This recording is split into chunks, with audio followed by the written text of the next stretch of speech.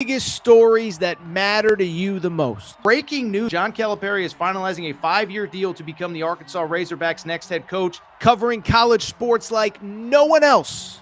The biggest guests in sports. We now welcome in Hall of Famer Jim Calhoun. Such a pride I had, I came to Connecticut. The legend, Tim Tebow, joins us. We'll run it back. I like it. The legend, Herschel Walker.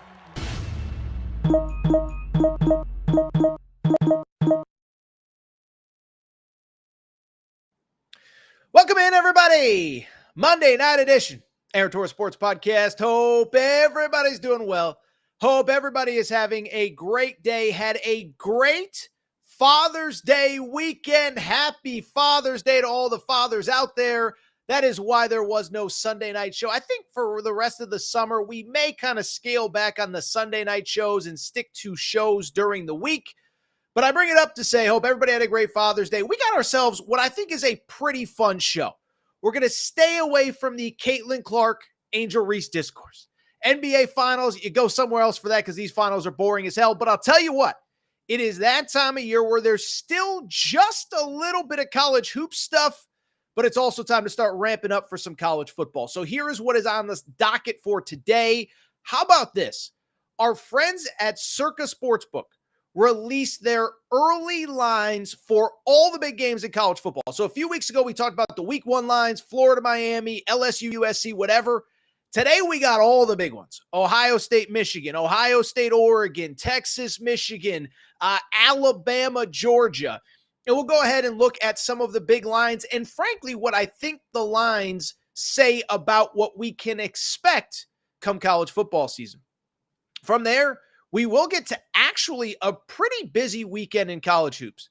Coleman Hawkins committed to Kansas State on Friday. We've talked a lot about Coleman Hawkins. The interesting thing, he said he was getting his bag. He got his bag. $2 million for Coleman Hawkins. What does it mean for K-State? And really the NIL landscape as a whole. How about this? 5-star wing Will Riley, it appears as though is set to commit. I think we know where he's going, so we're going to discuss that. And then we'll wrap with something new. We are starting our off-season grades series in college hoops. Okay, so college hoops off-season, basically all of the rosters are set. And probably over the next 3 or 4 weeks as we finalize rosters, we'll start hitting on all the big teams and kind of hand out a grade for the off-season that they had. We'll talk North Carolina, Duke, UConn, Arizona, Kansas, Arkansas, all the big schools. But today we will start with Kentucky, and I think it's kind of fitting. The entire Kentucky roster is officially on campus. They had their first day of summer workouts here on Monday, June 17th. So I think that is a great team to start with, and we'll hit on all the other big ones over the course of the next few weeks. Before we get started, a couple quick reminders. Make sure to subscribe to the Aaron Torres Pod YouTube channel. We're closing in on what? 41,000 and change, 42,000. Can we get to 50K before the start of football season? I think we can, but not without your support. Make sure you're subscribed. Turn on those notifications so you know when new shows are out. Also on top of that, make sure to subscribe on Apple and Spotify. And oh, by the way, one quick note. We are finalizing some advertising deals and advertising situations for the fall ahead. However, we reach obviously a massive audience over the course of a year, over a football season, whatever. If you or someone you know, it sounds like America's Most Wanted, if you or someone you know owns a business, you want to get in front of hundreds of thousands of people every month, feel free to reach out. Aaron Torres, podcastquestions@gmail.com. That is where you can find out about advertising on the Aaron Torres pod. With that said, it is a busy Monday. It may be June, but there is a lot going on. There is no more time to waste. So let's go ahead and get to the topic of the day. And the topic of the day, as I said, look, it is slowly starting to get to be that time where we really got to start talking about some college football, okay? We've done the college hoop stuff from soup to nuts. And again, maybe at some point we do some Caitlin Clark. I don't know. We probably won't talk the boring NBA finals. You guys and girls don't want to talk NBA draft.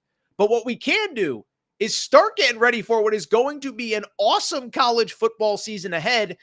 And today feels like a good time to jump on in, and it is because we got something interesting on Monday. As our friends at Circa Sportsbook, producer Matt and I were at Circa during the NCAA tournament, or during March Madness, I should say, that conference championship week. But our buddies at Circa Sports put out their early big game lines, okay? So essentially, what you need to know is this. Is a few weeks ago, all the major sports books, they put out week one lines, who's going to win the Miami, Florida game, LSU, USC, Georgia, Clemson, etc. But today, Monday, Circa put out lines for midseason games, late season games. And what I want to do is we're going to go through a lot of the big point spreads, but rather than just say, Ohio State's a 1-point favorite at Oregon, here is Torres' best bet for week 11. It's like, no, we don't need to do that. I don't need to pretend like I know what's going to happen in November.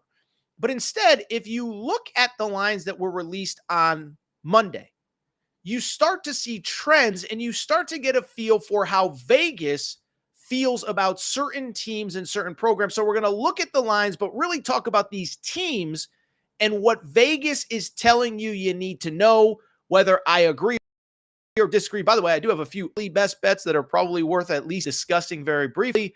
But let's get into some things I learned with those early Circa point spreads. So the first team that I think we learned a ton about from those Circa point spreads is the Ohio State Buckeyes and the Ohio State University. That's right. Ohio State, of course, coming off an 11-2 season. Ohio State's one of the few places in America that would be deemed disappointing after going 11-2. But we all know the history. They lost to Michigan for a third straight year. They get destroyed in the Cotton Bowl, against Missouri. Well, Ryan Day tweaked the roster in a big way, got some key pieces back, and the point spreads seem to indicate that Vegas thinks that if Ohio State isn't the best team in college football, they are probably in the short conversation. Because how about this? According to Circa Sportsbook, Ohio State will be a 1-point favorite at Oregon, a 5-point favorite at Penn State, and a 10-point favorite at home against Michigan. And again, if that does not tell you, all three of those teams, I believe, will start in the preseason top 10.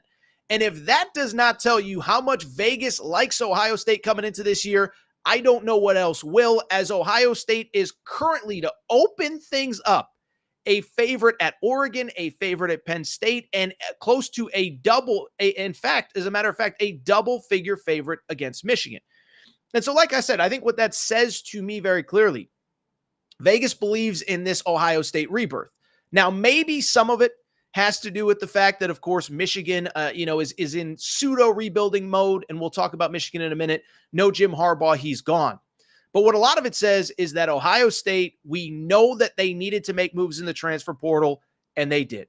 We've talked a lot about a lot of the moves that were made over the course of the spring, whether it's Caleb Downs, the All-American safety, transferring from Alabama after Kalen DeBoer got the job, whether it's Quinshon Judkins, multiple 1,000-yard rushing seasons at Ole Miss coming to Ohio State, or whether it's, by the way, a lot of marquee players returning and not going to the NFL. Emeka Ibuka was a projected first-round pick, gets banged up. He decides to return at wide receiver. Travion Henderson is back at running back. And it's also worth noting, Chip Kelly's calling plays now. So Ryan Day really geared the F up for 2024. Okay, Ryan Day is basically like, look, if I'm going down guns blazing, and I'm going down doing it my way. And it is reflected by how much Vegas likes this team. Now, at the same time, it's also worth noting there is some reason for concern. One, I hate to say it, but we've kind of seen Ryan Day in these big stages, in these big moments, and admittedly, hasn't gone well the last couple of years, because every time Ohio State loses, what is the thing? Well, Ryan Day is 51-6 and blah, blah, blah. It's like, who cares? Lost to Michigan 3 straight years. Hasn't played for a Big Ten championship in the last 3 years. Probably could have lost to Penn State if James Franklin somehow wasn't worse than Ryan Day last year. And then, oh, by the way, obviously, as I said, got smoked against Missouri in the Cotton Bowl. Beyond that, also think it's worth noting, as good as everything else is around the offense, do we trust Will Howard at quarterback? Is Will Howard the answer at quarterback? Could it be Devin Brown? Could it be somebody else? Obviously, they brought in 2 5-star quarterbacks in the class of 2024, if you include Julian Sayin, who transferred from Alabama. So I just bring it up to say, interesting times at Ohio State, but Vegas very clearly believes in this team. Now, if I did have to give you one pick here on June 17th that I would feel comfortable betting if I was sitting in Circa Sportsbook right now, I think Ohio State being a favorite at Oregon, I think the wrong team's favorite. And listen, Oregon's a 1-point underdog, so it's not like Vegas hates Oregon. But Oregon, I think, is every bit as talented as Ohio State. They got the better quarterback. Remember, Dylan Gabriel transferred from Oklahoma to Oregon. And I bring it up because that game is going to be at home. So if you're looking for a little Torres best bet for sometime in early October, I do think Ohio State going on the road to Oregon, that'll almost certainly be a night game. I'd lean Oregon in this one. So number 2 team that I think we learned a little bit about with the Vegas odds via Circa Sportsbook. If Circa and Vegas love Ohio State, they have no faith at all in Sharon Moore and the Michigan Wolverines. Obviously, Michigan, the reigning national champion. Obviously, Jim Harbaugh is off to the NFL. But you look at some of these point spreads, very interesting. As I said, Michigan, a 10-point underdog at Ohio State. Obviously, that's the game late in November. But then beyond that, how about this? I found this very interesting. Michigan, a 5-point home underdog against Texas. Remember, Texas goes to the Big House in week 2. As you know, buddy Cole Kublik, I heard him say this the other day. Great helmet game. Those helmets are going to look awesome on the same field together. And then Oregon, we just mentioned them. They're in the Big Ten. Remember now. They go to Michigan as well. And Oregon's actually a 4-point favorite at Michigan. So it's not often you see a defending national champion underdog in a quarter of their regular season games, including twice at home. But it shows you how tough the schedule is, especially now in the Big Ten. But it shows you that it feels like Vegas thinks that Michigan's going to take a big step back. Understandably so. I sort of get it. I sort of think it's maybe a little bit overhyped. The reasons are obvious. Jim Harbaugh's out. But remember, Sharon Moore actually coached Michigan in what I would argue 2 of their 4 biggest games last year. There was no Jim Harbaugh on the sidelines at Penn State when Michigan won. There was no Jim Harbaugh on the sidelines against Ohio State late in the season in Ann Arbor when Sharon Moore was the head coach. Michigan wins. Harbaugh was back for the playoff, but it doesn't change the fact that Sharon Moore has some experience. And I actually do really like a lot of the pieces that are back, especially on defense. Mason Graham, Will Johnson. Those are 2 guys that are probably going to be first-round NFL talents next season. But I also understand the other side of the Michigan coin, which is that, like, at the end of the day, they did lose a lot. I think they had something like 40-plus seniors. Obviously, J.J. McCarthy, the starting quarterback, is gone. Obviously, a lot of high-profile players on the offensive line, on the defense. Blake Corum, friend of the Aaron Torres pod, is gone as well. So I do understand the idea of Michigan being a little bit disrespected, if you will, by these point spreads. Also, it's worth noting, we don't really know who the quarterback is going to be. But I also find it interesting. Defending national champ, even without Jim Harbaugh, I don't think the fall off is going to be that big. To see them as an underdog in 2 home games this year, a little bit surprising to me. Let's stay in the new look Big Ten. And I know we're doing a lot of Big Ten off the top of the show. I found this to be very interesting. If Vegas doesn't believe in Michigan, they just outright do not like Lincoln Riley and the USC Trojans. Okay, so this is absolutely fascinating to me. USC, we mentioned Michigan. Think about those Michigan point spreads. I said Michigan is a 10-point road underdog, according to Vegas, at Ohio State. 5-point underdog to Texas at home. 4-point underdog to Oregon at home. Michigan is a 9-point favorite against the USC Trojans. That will be the Big Ten opener for USC. By the way, shout out to Michigan season ticket holders. You get USC, Oregon, and Texas at home this year. That's not a bad schedule. But USC, a 9-point road underdog to Michigan, which means if you just do some simple math, that means they'd be about a 3-touchdown underdog if they played Ohio State. They don't. And then this is equally as interesting. On top of that, USC is also a 5-point home underdog against Penn State. Remember, again, Penn State's in the Big Ten. USC is as well. And a 4-point home underdog against Notre Dame as well. So, I mean, what else is there to say? 2 times you are a home underdog to not elite programs. Penn State and Notre Dame are good, but they're that second tier. They're not that Alabama, Georgia, Ohio State, Michigan tier. But USC, a home underdog to Penn State and to Notre Dame. And then on top of that, as I said, a 9-point underdog at Michigan. And what that says to me is nobody believes in Lincoln Riley. And I'll say this. I think everybody is selling a little bit too much Lincoln Riley stock after admittedly what was a disastrous season a year ago. Now, again, I'll be the first to admit, last year was a debacle. Last year was not good. And I understand anybody who simply just doesn't believe in Lincoln Riley. The defense was a joke. It was statistically one of the worst defenses in Power 5 football a season ago. Also, the offense regressed. There's no nice way to put it. I didn't think Lincoln Riley last year had his best moment as a head coach, wasn't a great play caller. Caleb Williams regressed. Some of it was Caleb Williams was trying to play too much hero ball.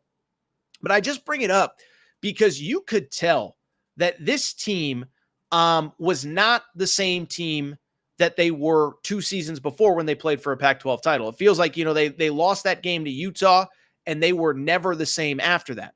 But I bring it up to very simply say, they are a home underdog to 2 teams. They're almost a double-digit underdog at Michigan. I am buying a little bit of that Lincoln Riley stock, though. I think this guy is still a genius play caller. Last year was a debacle. I'm not going to, deny that. But at the same time, let's just go back to the bowl game. Miller Moss steps in for Caleb Williams, throws for 6 touchdowns against Louisville, and that defense will be improved. I'm not saying it'll be great, but it can't be worse than it was a year ago. Now, again, the schedule is tough, but I think the Trojans improved from 7-5 to probably that 8-4, 9-3 range. Now, it doesn't help the out of conference has LSU on a neutral plus Notre Dame.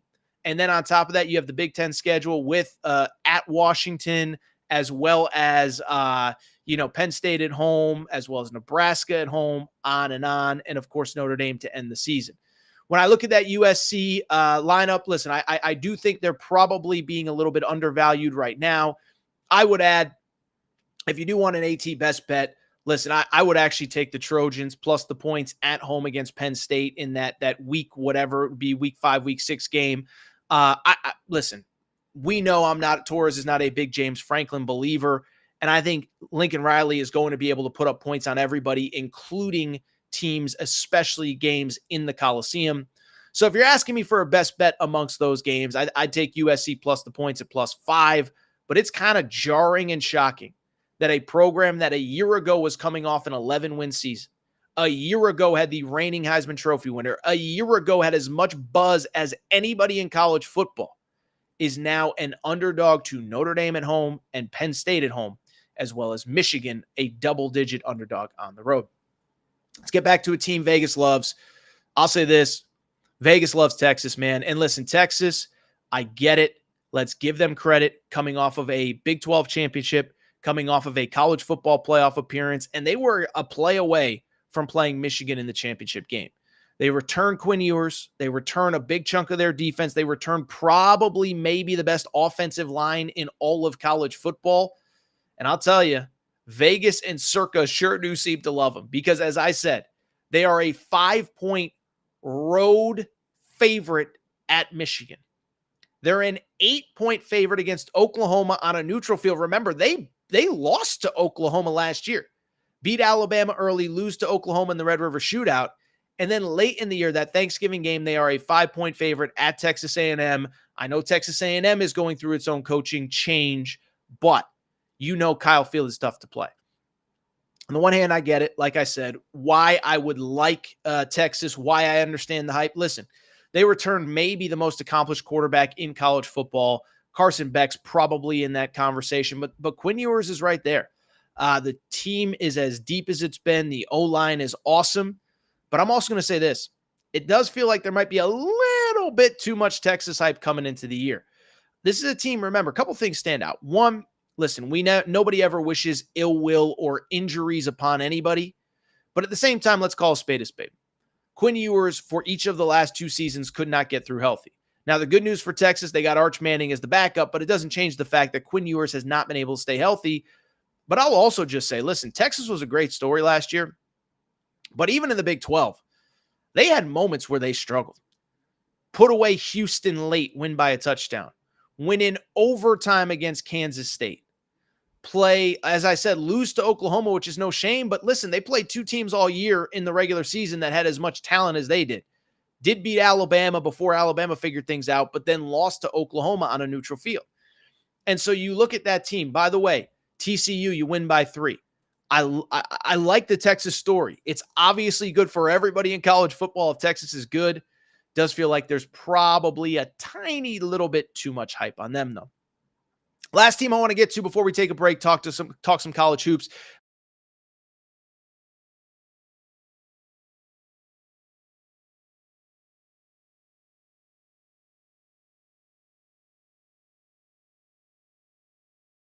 By the way, all these lines are available via Circus Sports. Are we disconnected? Producer Matt, give me a thumbs up. Can you hear me? Can you dishear me? All right, we are back.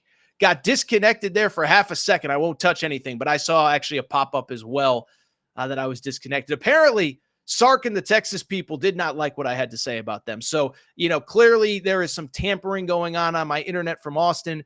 But let's keep it going. Let's close out. Alabama, 5th team that really, looking at the point spread, stand out to me. And it's because you're just not used to seeing Alabama as an underdog.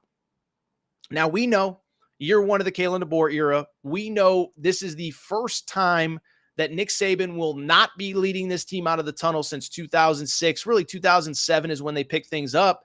But the point spreads speak for themselves. First of all, they played Georgia early in the season. 5-point home underdog against Georgia. Little surprising to me. I get it. Georgia's awesome. They're probably the new gold standard as far as consistency and excellence in 2 national championships in the last 3 years. Same time, though, this same Alabama team beat them on a neutral field. Same players. I know what you're going to say. Different coaching staff, so I agree with that. But there's still a lot of talent. I think that Jalen Milroe and that offense is still going to be really good. I think Kalen DeBoer is going to get the best out of them that anybody possibly could. And the defense is still going to be really good. They bring back a lot as well. But what's interesting is it's not just the Georgia game. They're a 1-point road underdog against LSU. They're a 3-point favorite at Tennessee. So you think about Tennessee, up-and-coming program. We all like Josh Heupel, but they're going to be starting Nico, the redshirt freshman who has 1 start under his belt the entire career. And I just bring it up because I look at that and it shows me that Vegas, as of right now, does not believe in Alabama. At some point, we'll do all these over-under win total picks and predictions.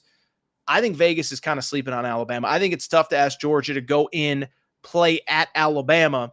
And then again, I understand that Oklahoma is on the road, Wisconsin's on the road, Alabama is favorites in those games.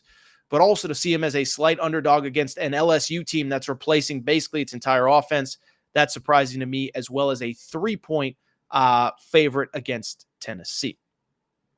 All right. Tell you what. First of all, it was great talking a little college football. Can I just say, felt good to get, to dust off the college football. I think we're going to find a way to talk a little college football here June into July as things start to ramp up. But I'll tell you what, still a lot of basketball to discuss as well. We're going to take a quick break. We're going to come back. When we come back, 3 different stories to get you going. Coleman Hawkins gets the bag. We'll talk about that. $2 million to go to Kansas State. We'll talk about Will Riley, the 5-star wing, who will commit this week. And I think we kind of know where he's going. And then we will start our off-season grades series where we will talk the Kentucky Wildcats. What do I make of Mark Pope's first offseason, and what do I grade the Wildcats? So one way to find out. We'll take a quick break, come back, talk that then. Before we do, many of you ask me all the time, Torres, what can I do to help support the show? You give me hours and hours and hours of content every single week. What can I do to help you? Well, I'll tell you what, do me a quick favor. Check out the Aaron Torres Media merchandise store for all of your team-specific shirts, hats, and more, all available at aarontorresonline.com/merchandise. A lot of you wondering, Torres, what can I get in that merch store? Well, first of all, we got our brand new Hope and Pope Kentucky basketball t-shirts. That's right. Mark Pope has arrived. He is here to save the day. Get your Hope and Pope t-shirts there. Also, Arkansas fans, the Big Pig Invasion is here. You can get your tees there. Basketball School Alabama shirts. More Hurley 2024 UConn shirts for your tailgates at Rentschler Field, your games at the XL Center or Gamble. And oh, by the way, your Mike effing Woodson gear for Indiana. If you love football, we got you covered too. We got more Dion shirts and hats than we even know what to do with.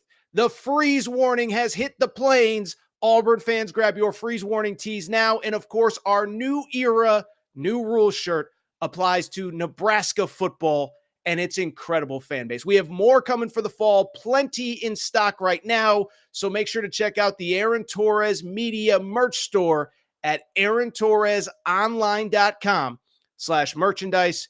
And you can always hit me up with any questions. Aaron Torres Podcast Questions at gmail.com. All right, everybody. I'm back. Good to be back. So let's keep the conversation going and let's get to some college hoops. Obviously, look, we've talked a lot of college hoops over the course of the spring and summer. No reason that we're not going to continue here. By the way, I see a few questions already circulating and populating in the chat, so make sure to drop your questions as well. We will get to them at the end of the show. With that said, even though it's June, we still have some actual college hoops to talk about. And how about this? The last, in my opinion, super marquee transfer is off the board. Player named Coleman Hawkins. We have talked about Coleman Hawkins a ton on this show over the last couple weeks, okay? Was at Illinois, enters the NBA draft, decides not to stay in the NBA draft, and elects to return to college basketball, averaged 12.5 points, 6 rebounds, 37% three-point shooting on an Illinois team that made the Elite Eight and won the Big Ten championship. So why do I bring it up? Decided not to enter the NBA draft, enters the transfer portal, and on Friday, he made his decision. Coleman Hawkins, forward, played 4 years at Illinois. He will use his last year of college basketball to, he is headed to play for Kansas State University. So big shout out to Jerome Tang and the Wildcats. I'll say this for Jerome Tang. Jerome Tang does work, and he does it late.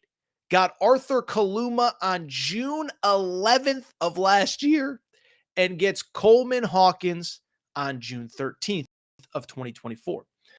Here's what's interesting, though, and here's why I have decided to talk about it. Not just because big name, big school, whatever. It is because he got a big bag to come to Kansas State. According to Shams Charania, a guy that we've talked about a lot on this show, of course, the NBA reporter, according to a tweet that he put out on Friday, Coleman Hawkins has committed to play for Kansas State in what's believed to be the most lucrative college basketball NIL deal negotiated from a collective at over $2 million for next season. So we can debate, is $2 million too much for Coleman Hawkins? Is it not enough? Is it whatever? But let's go ahead and give this kid credit. First of all, producer Matt, pop up the tweet that I sent you earlier today, because I was told that when Coleman Hawkins decided to come back, he was coming back for great Osabor money. He understands that this is a once-in-a-lifetime opportunity. We live in an NIL world, and it's almost like a veteran that's like, I'm just going to get the biggest bag possible. This is what I tweeted out the night of May 29th, the NBA draft deadline. I said, Coleman Hawkins will return to college hoops in news first reported by Shams Charania.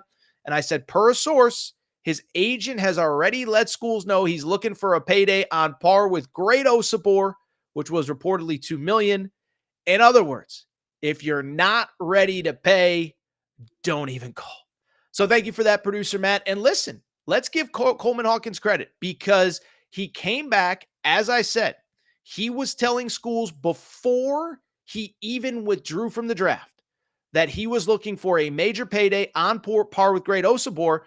And I also got to give him credit because I whiffed on something after he came back. When he decided to come back, I said, did he wait too long? Are there any spots left that he wants to play at in terms of a high-profile school? And more importantly, are the schools that want him, can they get him? Like, is there that match of a good school, good program winning with the NIL? And I said he should have pulled out of the draft a week or two before because his options were kind of slim. He was a guy that we thought North Carolina was interested, but they added a big man right before the NBA draft deadline. We thought Louisville was interested, but they were out of scholarships by the time he came back. So credit to him because he got the money, according to Shams, that he had been looking for. And he is now going to what I think should be a very good and very entertaining Kansas team in the 2024-2025 season. Now, in terms of what Kansas State is getting from Coleman Hawkins, pretty straightforward. I think he's probably one of the 15 or 20 best college basketball players in America next year. Now, listen, for the payday that he's getting, is top 10, top 15, is that enough? I don't know. But I'll tell you this, we talked about it with Great Osabor. I said, Great Osabor, the kid that got $2 million from Washington, you pay a kid that much money, you think you're getting one of the best players in college basketball. I don't think Great Osabor is that. He's 6'8". He's a power forward. He can't shoot, played at the mid-major level. So credit to him for getting the money. I'm not criticizing him for taking the bag. What I will say, though, is to me, I did kind of question, was that a smart business investment for Washington? Well, I bring it up because with Coleman Hawkins, whether it's a good business investment or not, I do think you're getting probably a top 20 player in college basketball. This guy that does it on both ends of the court. I know the 12.6 rebounds doesn't sound like a lot, but he's 6'10". It's worth noting he was pretty banged up last year throughout the season, had knee tendonitis, missed about 2 weeks of the season, and then he was playing at less than full strength the rest of the year. I bring it up because he had a pretty good year, leads Illinois to a Big Ten championship. There was obviously turmoil. We know about the Terrence Shannon situation that just got resolved this past week, but Terrence Shannon misses time. Coleman Hawkins is injured, and he leads that team to, like I said, a 3 seed in the tournament, a Big Ten tournament championship, and a team that, frankly, if they weren't in UConn's bracket, was absolutely good enough to go to the Final Four. And so now you add him in with what now not Illinois, that's his old school. We'll talk about Illinois in a second. But you add him in with what Kansas State has. I actually really like this group a lot. So Kansas State, here are some of the pieces that they've added this offseason. They had a kid named Doug McDaniel, a guard who ironically is a former Big Ten rival at Michigan. He played with the Wolverines. He was really the first big piece to commit to Jerome Tang this offseason. Averaged 16 points, 4.5 assists per game, 37% three-point shooting. Now, the issue with Doug McDaniel is he had some off-the-court issues, had some academic issues. If you remember, he wasn't allowed to travel with the team, which was relatively unprecedented because Juwan Howard just wanted him to get his academics together. But nobody can deny that he is a very, very, very good college point guard. You have Okoro, the kid from Samford. Remember Samford, Buckyball. They almost beat, ironically, Kansas in the NCAA tournament. That kid's about 6'8", 6'9". Like Coleman Hawkins, can play multiple positions. The one thing I didn't mention about Coleman Hawkins, by the way, he can basically defend like 2 through 5. Right situation, you can play him at the 5 and he can handle himself defensively. But you add Okoro, guy averaged 15, 16 points per game, 43% three-point shooting. I think he'll be good in the Big 12. And then you add Agana Onyenso from Kentucky, who, of course, was a difference maker down low for Kentucky, blocked a lot of shots. I know Kentucky fans, I know what you're going to say. Agana Onyenso is not a finished product. He's not elite, but you can now play him. You don't have to play him 29 or 30 minutes a game. Against certain teams, when you're playing Hunter Dickinson in Kansas, when you're playing those type teams with big, true back-to-the-basket 5s, you can play Agana Onyenso. But you can also have lineups where Coleman Hawkins plays the 5 and Okoro plays the 4, where Okoro and Coleman Hawkins are playing together, where Coleman Hawkins defends the 5. And when I look at Kansas State, I'll say this. I like the versatility that they bring specifically in the front court. Because when Coleman Hawkins committed on Friday, that was a lot of what I got. Well, Torres, I mean, come on, man. Torres, they got too many big guys. It's like, well, they got a lot of big guys. But outside of Agana and Yenso, who I think is more of a 15 to 20 minute a game guy as opposed to a 30 to 35 minute a game guy, all their big guys are versatile. If Coleman Hawkins can get healthy, that is one of the most versatile players in all of college basketball. As I said, a core, I think will be very good in the Big 12. And so when I look at the addition of Coleman Hawkins, I'll say this. I have not updated my way too early top 25 since this edition. I think Kansas State is about a top 20 team or so in college basketball. Now, there's 4 at the top of the Big 12 that they have to be there. Houston, Kansas, Iowa State, and Baylor. I have all 4 in the top 10. And I think you could kind of be interchangeable with them. I have Kansas at number 3, Houston at number 4, Baylor and Iowa State in that like 6 to 10 range. Then it's worth noting, remember, Arizona is now in the Big 12 as well. I have them at number 11, I believe 10 or 11. So I think there's that first tier of those 4, Houston, Baylor, Iowa State, and Kansas. Then you have Arizona, which is kind of in that a tier of itself, maybe a second tier. But I think Kansas State is right in that Arizona tier, along with the team that I've talked about a little bit over the last couple of weeks, and that's BYU. I think BYU is actually going to be better than people realize. They return quite a bit from last year's NCAA tournament team. We'll talk about their former coach in just a minute. But you look at BYU. You look at Kansas State. You look at Arizona. I think all those teams are really good, probably in that second tier, like I said. It doesn't change the fact, though, that I think this is a huge addition. Like I said, quick credit to Jerome Tang, because Jerome Tang, he operates late, man. I mean, if you remember again last year, signed Arthur Kaluma in June, the middle of June after the NBA draft deadline. Signed Quez Glover, I think, in like August. And now he signs Coleman Hawkins, and now he has what I believe to be a top 25 team.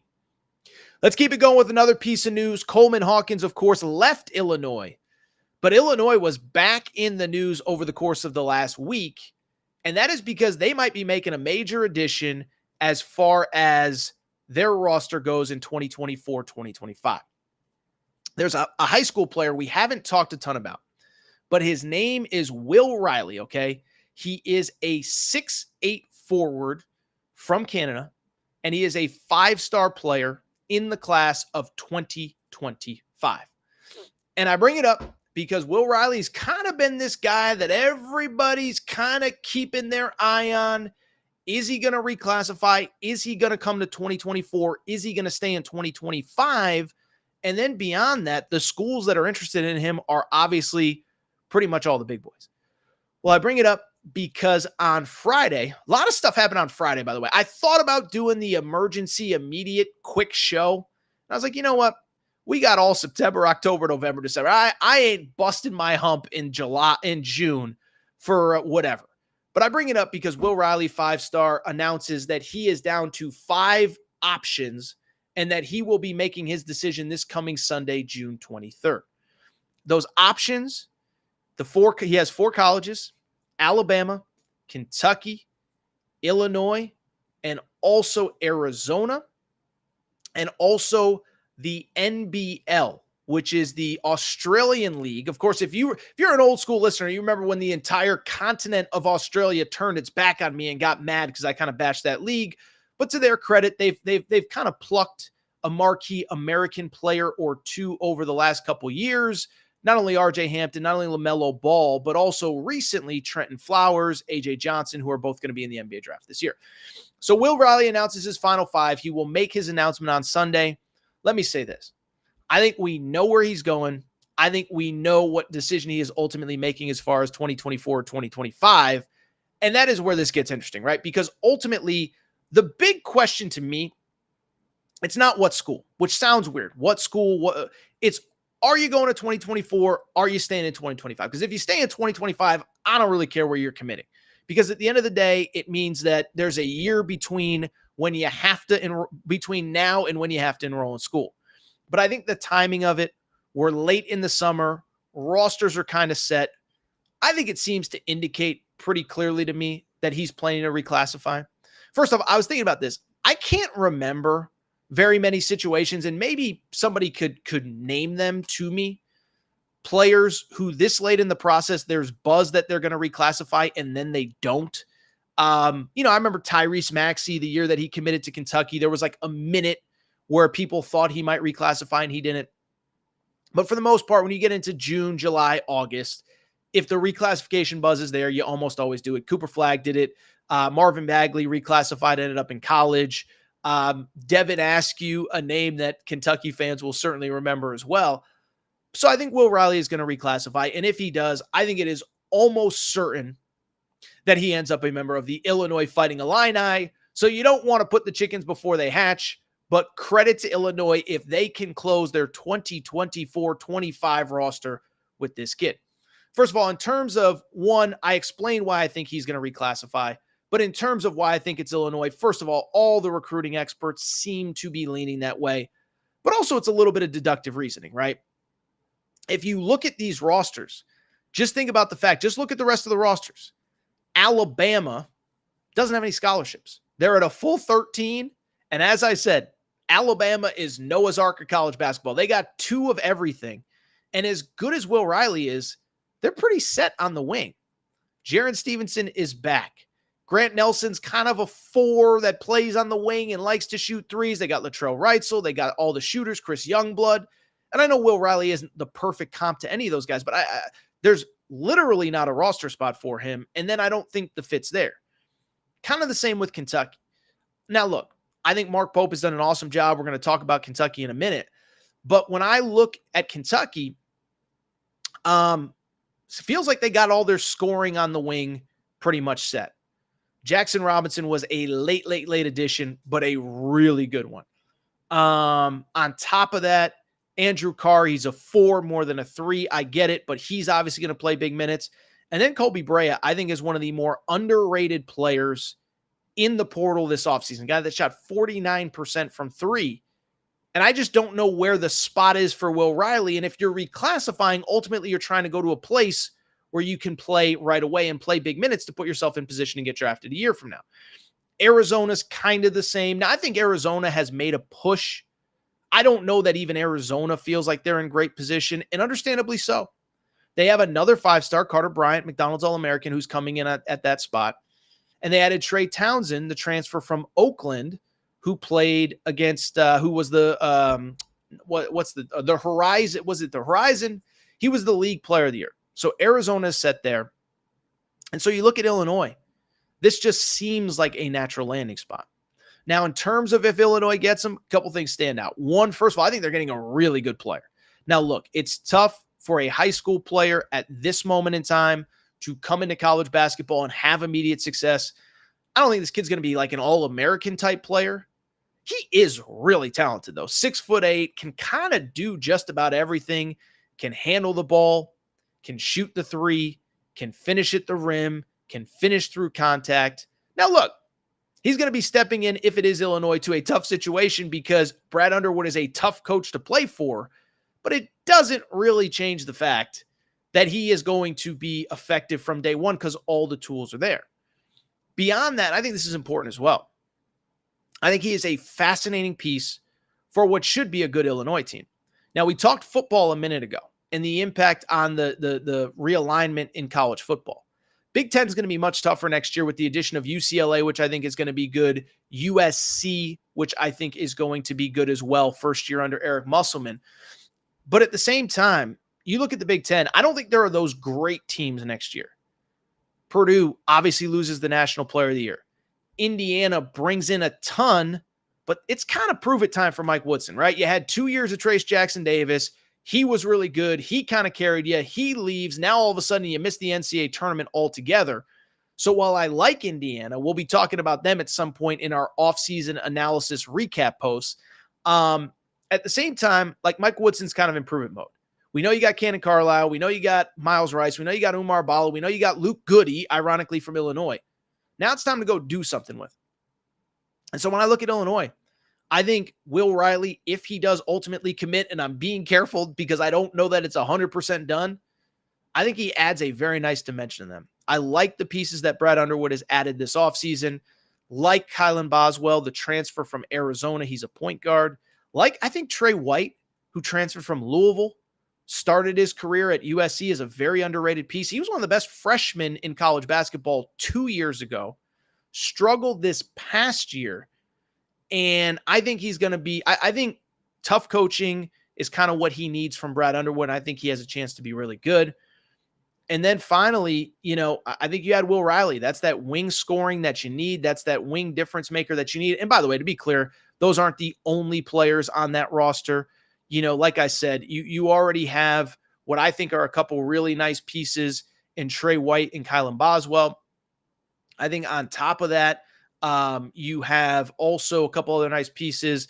The transfers, Kerry Booth, who transferred in from Notre Dame, Jake Davis is a transfer, on and on. A couple of nice pieces as well. But I look at Illinois, Kylan Boswell, Trey White. If you are to add Will Riley, that is a very, very, very nice roster.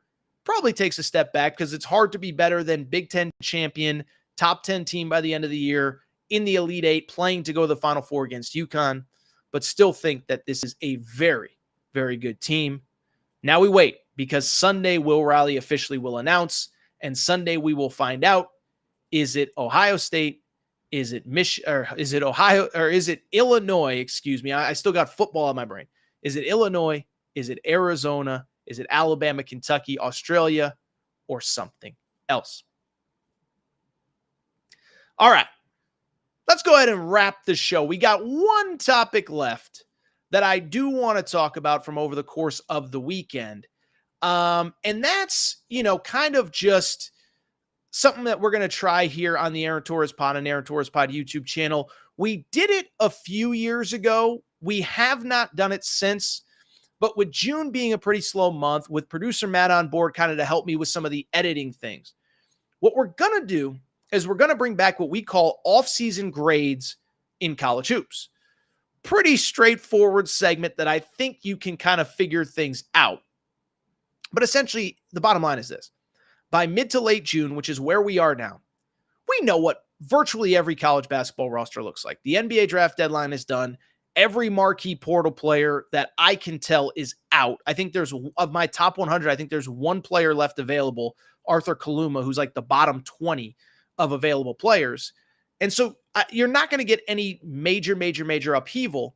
And so I think it's time to start looking at rosters, looking at off seasons, and going ahead and handing out grades.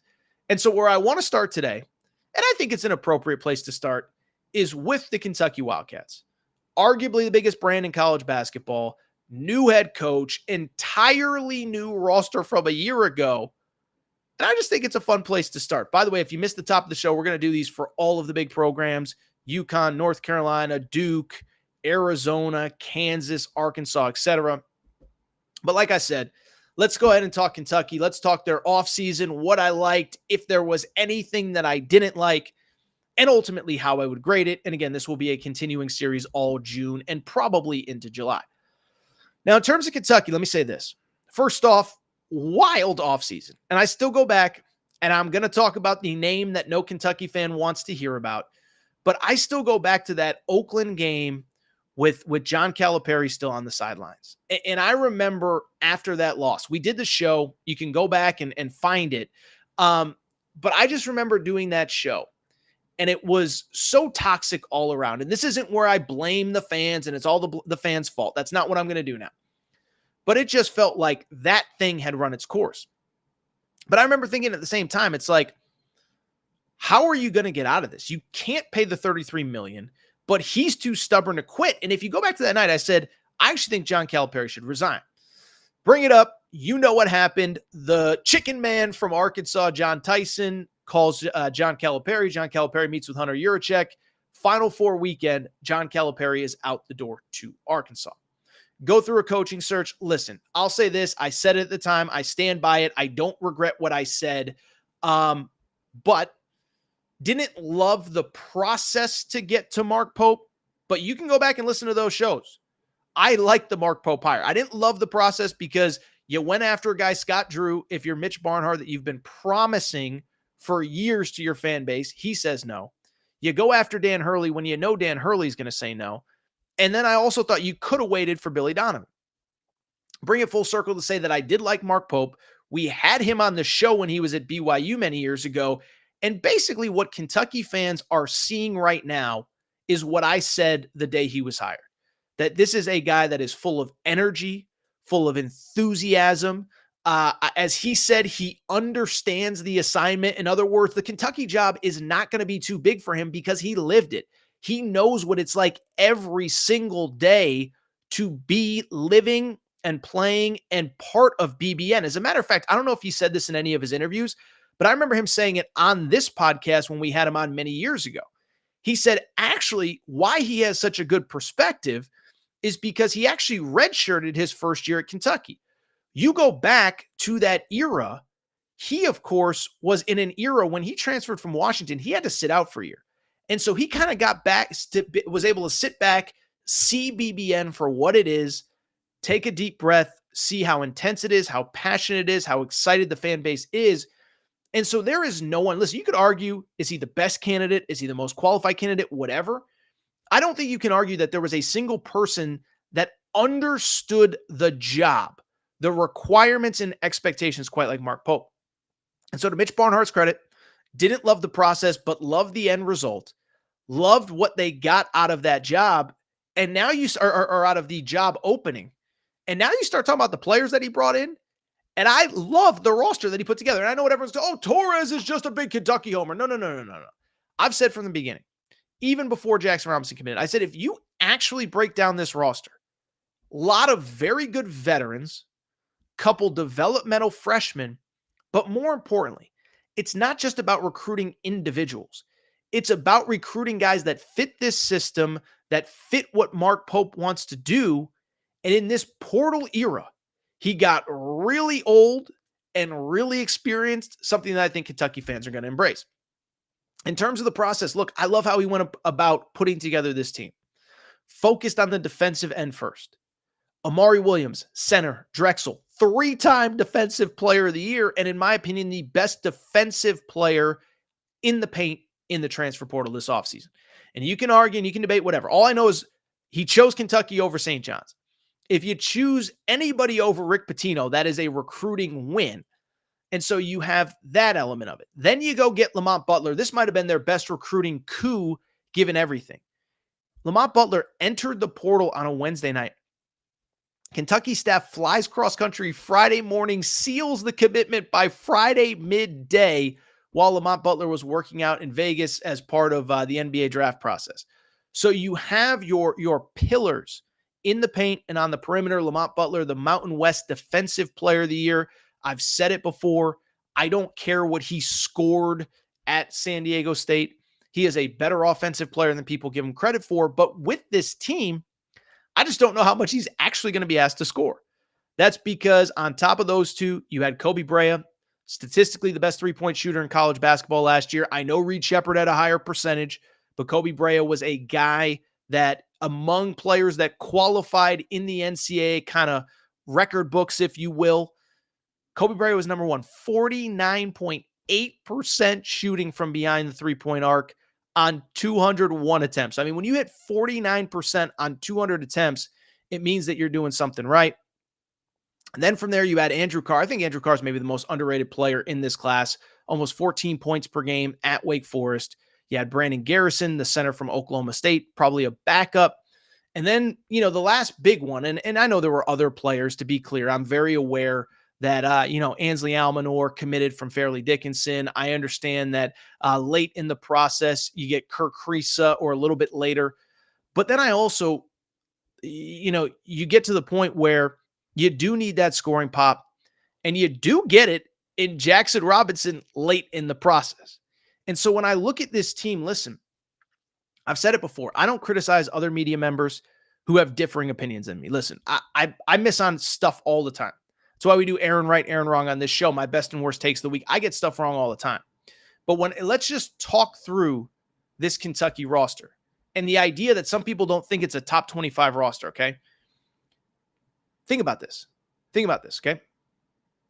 Think about this. This is the Kentucky roster for 2024-2025. You added the best defensive point guard in the portal in Lamont Butler, the best defensive big man in the portal in Amari Williams. You added the best three-point shooter in the portal in Kobe Brea. You added 4 guys who averaged double figures at the Power 5 level last year. Jackson Robinson, Kirk Kriisa at West Virginia, You also added Andrew Carr, the forward from Wake Forest. You also added, on top of that, Otega Owe from Oklahoma. So 4 guys who averaged double figures, the best three-point shooter in the portal, the best defensive big man in the portal, the best defensive guard in the portal. Here are your backups. Kirk Kriisa is probably going to be the backup at point guard, 4-year starter in major college basketball. Brandon Garrison is going to be your backup center, a player who was a McDonald's All-American. And then your developmental pieces are 2 top 100 prospects in Trent Noah and Travis Perry, both from Kentucky, and Colin Chandler, who's a former top 30 recruit who was committed to BYU, who was overseas on a mission trip. And so I could go on, and it's going to be an adjustment, and it's not going to be perfect, and there's going to be bumps along the way. But I just don't get the idea that somehow, some way, this isn't a really good roster that, in my opinion, is a top 15 roster in the country. I'm at number 14 in my way too early top 25. I think you could move them a spot or 2 up. Listen, I don't think you can put them ahead of Alabama. I don't think you can put them ahead of UConn. I don't think you can put them ahead of Kansas. But, I mean, you even get to like 7, 8, 9. Carolina's good, but they missed on some guys. Duke's good, but it's mostly freshmen. This Kentucky team is well put together. And I think most importantly, they're a veteran team with lots of experience too. Remember, Lamont Butler has played in a national championship game for San Diego State. Kirk Kriisa won a Pac-12 title, was part of a number 1 seed at Arizona. On top of those 2, Jackson Robinson has played in an NCAA tournament. Kobe Brea has played in an NCAA tournament. I mentioned Kirk Kriisa. So you have experience. You have talent. By the way, probably the most experienced team in college basketball going into next year. I was thinking about this. Jackson Robinson, 5th-year senior. Amari Williams, 5th-year senior. Kobe Brea, 5th-year senior. Lamont Butler, 5th-year senior. Andrew Carr, 5th-year senior. Kirk Kriisa, 5th-year senior. That's 6 5-year seniors. So when I look at Kentucky, when I look at their offseason, I got to be honest.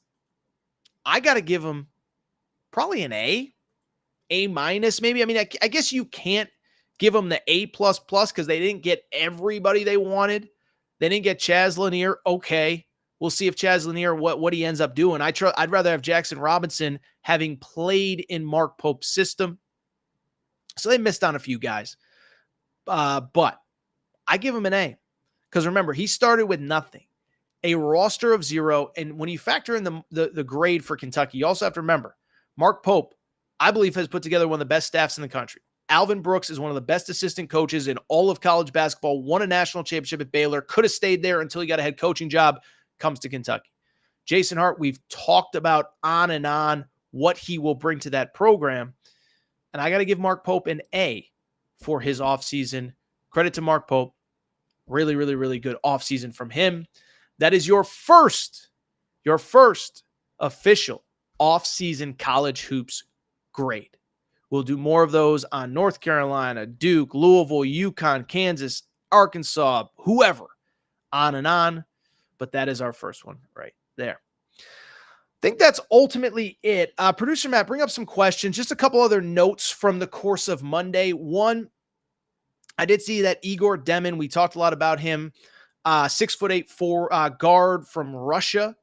He, of course, is a projected top 10 pick in 2025. He committed to BYU a few weeks ago. The school officially announced that it looks like he's on campus. So listen, whenever you get a player of that magnitude, of that profile, you got to get him on campus. You got to make sure he gets there, especially a kid that has that many options, especially staying overseas. This is arguably the biggest recruit in BYU history. Now, I'm not a BYU basketball expert. Sean Bradley probably is the most high-profile recruit that's ever signed there, but Igor Demin is probably right in the short conversation behind him. I think he could be a top 10 pick next year. That is a hell of a get. Arkansas and John Calipari went after him hard. BYU gets him. He's on campus. I also saw this too. St. John's AD, Mike Gregg, officially resigned on Monday. Now, that's interesting because when Rick Pitino got there, he said something to the effect of, We'll see if the administration likes how much I'm going to spend. If not, no big deal. We'll find a new AD. Well, I don't know if he was just joking or not, but apparently he might not have been, because Rick Pitino, the Godfather, walks in and there will be a new AD at St. John's. And I would assume it's going to have to be somebody that Rick Pitino signs off on. Really quick, producer Matt, do we have any questions before we get out of here? Let's see here. This is a great question. I saw this in the chat. Damani says, Torres, what do you think about the Vanderbilt portal class? Bark Torvik has them as a top 50 roster, top 25 portal class, top 5 on Evan Mia. Feel like everybody is sleeping on my second team. Well, first of all, credit to you. If you're a Vandy fan, you've seen some things, okay? But what I would say is I thought Mark Byington did a good job. First of all, I thought it was interesting when he took the job because it felt like he had options. So I did wonder, does he know something we don't? And the one thing I've heard him say in interviews and stuff is like, it does feel like he's probably getting the benefit of the doubt as far as NIL is concerned. And obviously, look, Vanderbilt can raise NIL money. It's just a question of would they? Well, apparently they have, because they actually did add some very nice pieces out of the portal. First off, as far as the big names that stand out to me, I think AJ Hogard from Michigan, veteran, experienced point guard. Really, listen, he's not elite, but he's just a guy that has been in the trenches. I love those guys that have been there, done it, seen everything, won't be intimidated by anything. And I just think if you're Vanderbilt, that's some of what you needed. You needed a step up. You needed some toughness. You needed some guys who have been through the wars. AJ Hogard's a really good player. No, also a pretty good player, Kajani Wright. I got to get to the bottom of that. He was a player who was a McDonald's All-American, went to USC, and it just never really clicked there. But I mean, whenever you're Vanderbilt and you can bring in a former McDonald's All-American, you're doing pretty good for yourself. And he's a guy, he's a banger. He's a low post body. He's a guy that I think will have the opportunity to, that's the kind of guy you need in the SEC. You look at the guys that Tennessee has, that Auburn has, that Arkansas has, the Janai Brooms, the Alabama guys. You need physical low post guys, and I think Kajani Wright can be that. Tyler Nickel, good scorer, 3-point shooter from Virginia Tech, 9 points per game, about a 39% 3-point shooting. I like the class. I mean, listen, the problem is the SEC is just so good. And it's like, we do these like winners and losers segments, and it's just so hard to say because ultimately I think essentially everybody is kind of a winner in the portal. You lose a couple guys that maybe in a perfect world you don't want to lose, but everybody's bringing in 7, 8, 9 guys. And so I like what Vanderbilt did.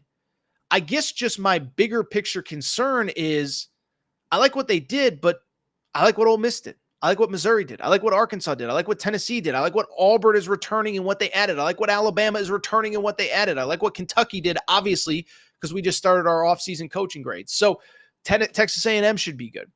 So it's not a criticism of Vanderbilt. It just shows how tough the SEC has become. By the way, Texas did a very good job in the portal this offseason.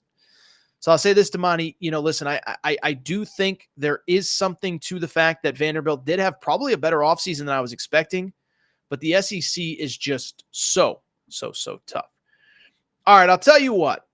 I think that's just about it from today's Aaron Torres pod. A lot of comments. I don't know that there's very many questions. Also, I do like Cliff, who said, I want to be at 50K by the start of college football season. Says goal is too low, 100K by midseason and 150K by midseason of college hoops. And then he says something about, some of the analytics or whatever. But yeah, by the way, ducking the question. Somebody says, Paul says, I am ducking a question on Angel Reese and Caitlin Clark. Do we want to do the Angel Reese and Caitlin Clark take a minute 4 in? Let me say this really quick. Okay, so let me say this about Caitlin Clark. We talked about this on Fox Sports Radio on Saturday night.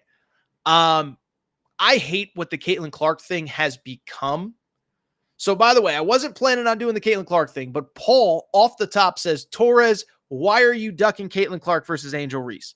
So let's get into it. So first of all, the Angel Reese Caitlin Clark thing from Sunday.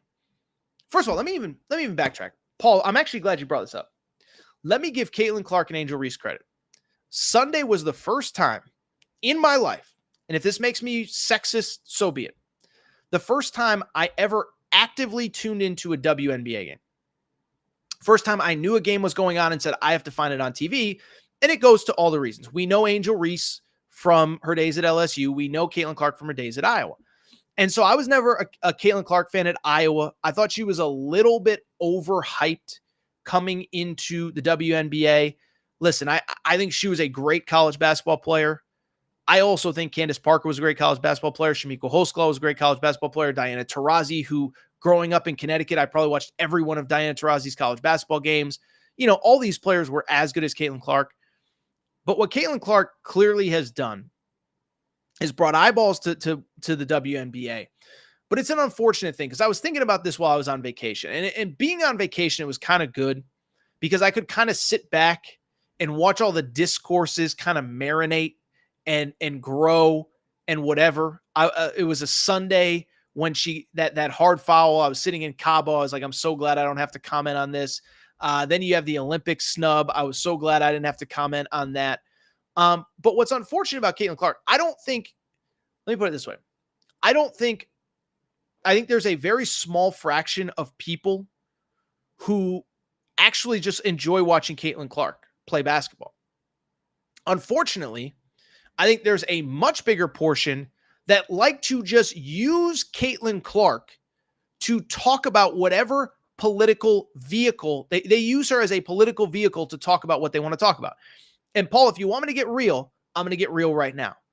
I thought one of the grossest things that I've seen in sports media in a while was Stephen A. Smith on Friday.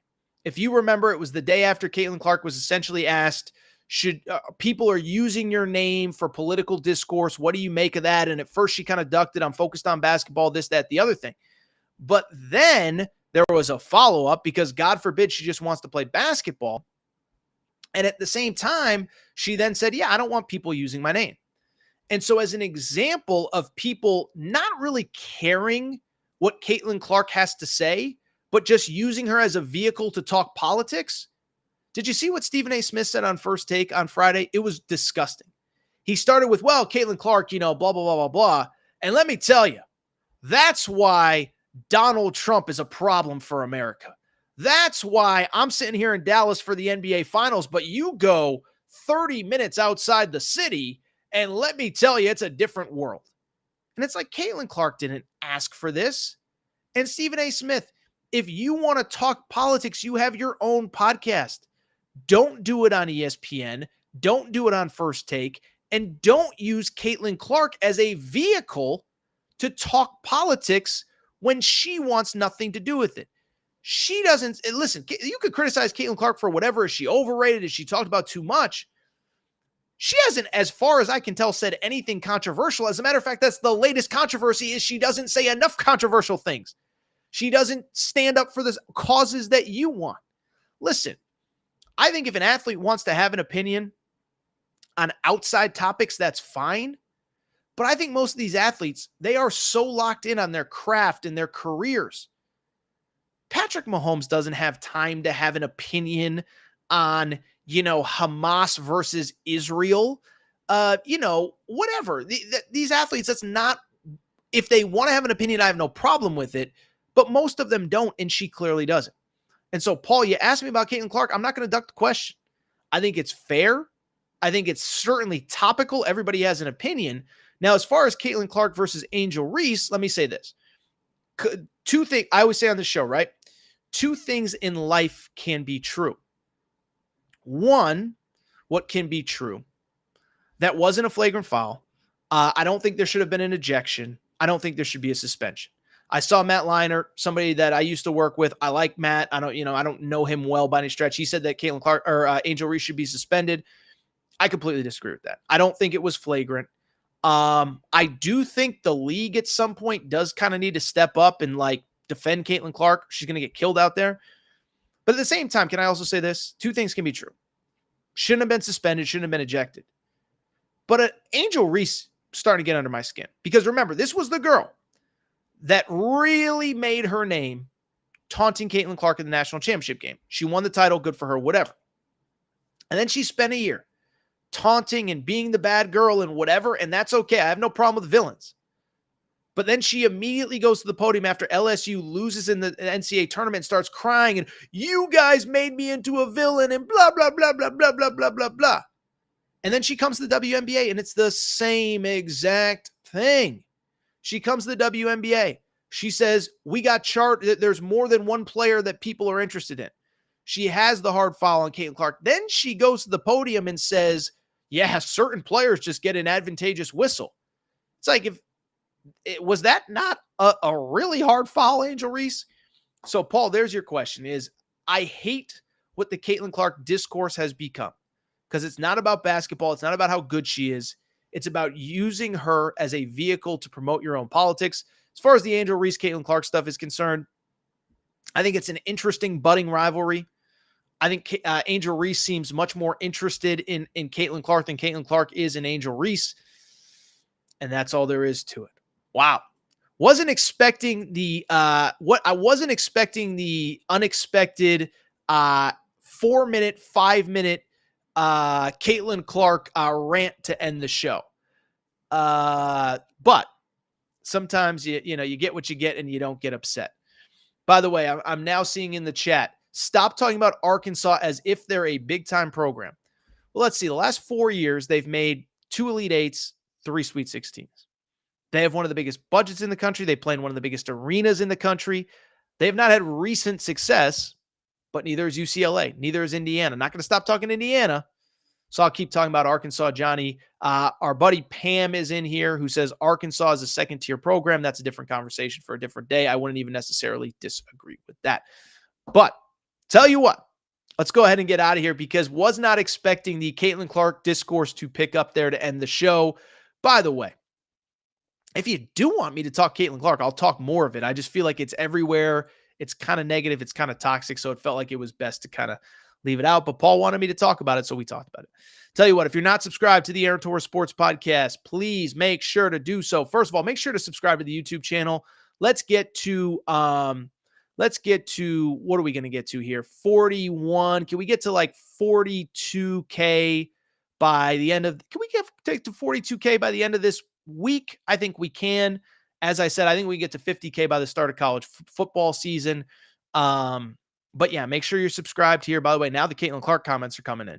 But make sure you're subscribed here. Apple, Spotify, Amazon Music, Google Music, wherever you listen to podcasts, all that good stuff. Make sure you're following on social media at Aaron_Torres on Twitter, at Aaron Torres Pod on Instagram, Aaron Torres Pod on TikTok. And that's really it. Any questions, Aaron Torres Podcast questions at gmail.com. Tell you what, that's all for today's show. Don't know when we'll do the next show, probably Wednesday night. But I'm sure there'll be plenty to talk about. We will continue the off-season series. Show up for the off-season series. We'll continue the off-season series as well with with some UConn or with some North Carolina or whatever. But I think it's time to get out of here. It is a slow time. If anybody wants, if anyone has any ideas on what to talk about, I am open for them because it is the quietest time on the calendar, but it is time for me to go. Shout out to Torrent Craig. Shout out to Rachel, who hates my voice.